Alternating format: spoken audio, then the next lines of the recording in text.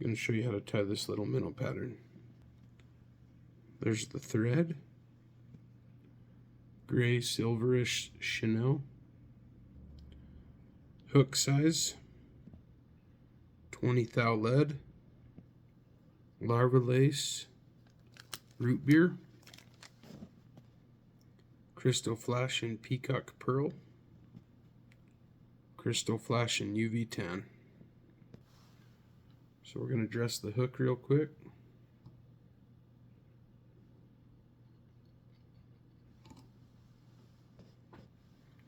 Cut off the string end. A white marabou feather, doesn't matter on the brand.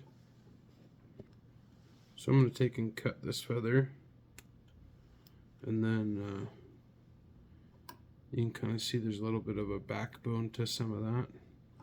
So you want to basically trim it to where it has like a little V coming up to the center and going out and away. That's going to give us a little bit of a fin. So we're going to tie that feather on now, and the stem is still in it. I like to leave just a little bit of stem hanging out the back end of it. We'll just get it tied on.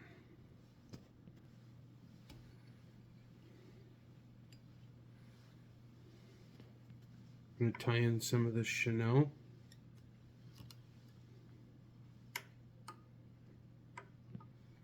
We'll just wrap it evenly up towards the front of the fly till it's about right there.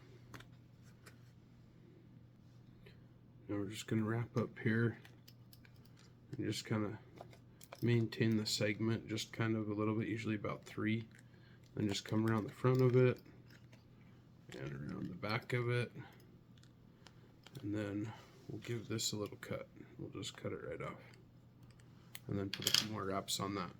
Okay, that's what that looks like. So I've got about 30 strands, and then I'm going to double the length of the fly so I can fold it around. So once I have this stuff cut off, it's kind of doubled over, and we're going to put it up here on the front of the fly.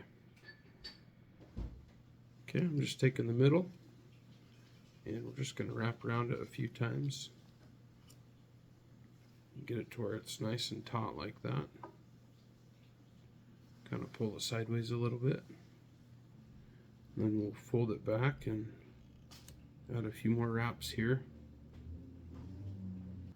So I folded both sides around the back end of the fly, and I'm holding them there. And I'm just going to come around here just a few times, and I'm not wrapping these real light, just till I get back to here, and that's where I want to segment. So at this point the fly should kind of look like it has a little bit of a belly to it. You can see the belly there. So it's around both sides, a little bit of a gray on the top. We're going to add a couple of extra whip finishes in right here.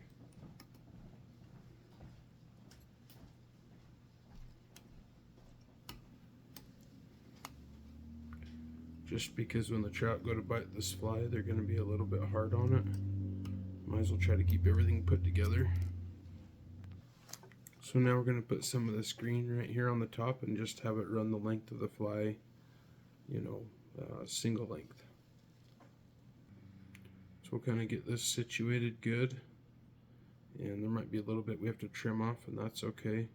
Just make sure there's enough hanging over that you get all the front end wrapped around.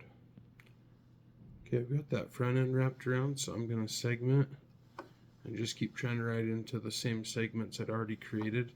We don't want to pull it down real tight.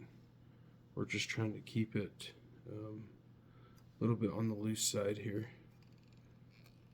We'll just get that tight on there, and then we'll go back and add a couple of whip finishes. So I'm just adding a couple more whip finishes, and I've kind of trimmed off that excess there. So at this point you can kind of pull on it and make that little fat pot belly part that minnows have, how they kind of have that little curve. You should be able to get a little bit of movement there.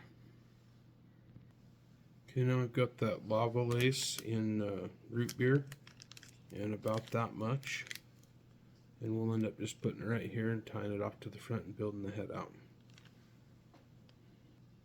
So when you put this on, you just want to make sure it's about the same length back here and that it stays tight on the top.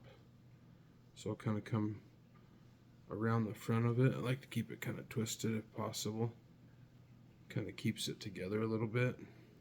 Now we just need to finish this fly. I've added a couple of whip finishes here. What's important though is that this part gets laid down. You don't want to leave it so it can just kind of be all mangy. So you just kind of fold it around the top just a little bit, like so. And just like you'd do a hackle, just wrap all that up and throw some whip finishers on there. Then when it's pulling through the water, it's going to look real nice. We'll get our whip finishes going on here. Now I like to wrap it a couple of times, and I'll usually do 2 or 3 of those and just keep pulling until I cut them off. Okay, let's take a look and see how we did here. So we've got our little belly over here. So when this pulls in the water, all this is just going to go straight. And you can see there's a little bit of a green back to it. It should turn out to be quite a nice little fly. And after making this video, I realized I forgot to put our leaded weight on it. Anyways, it'll fish really nice on the intermediate line just like this. And it'll sit stationary and should fish pretty horizontal. Good luck to you. I like to wet test my flies so I can kind of tell what they're going to look like. Not so much when they're going in the water, but I can look for things like shape and color. But I also like to see what they look like when they come out of the water. So, for instance, when I'm done jigging them, I like to see what they look like. And then I'll trim all these little extra pieces off that don't just kind of pull naturally.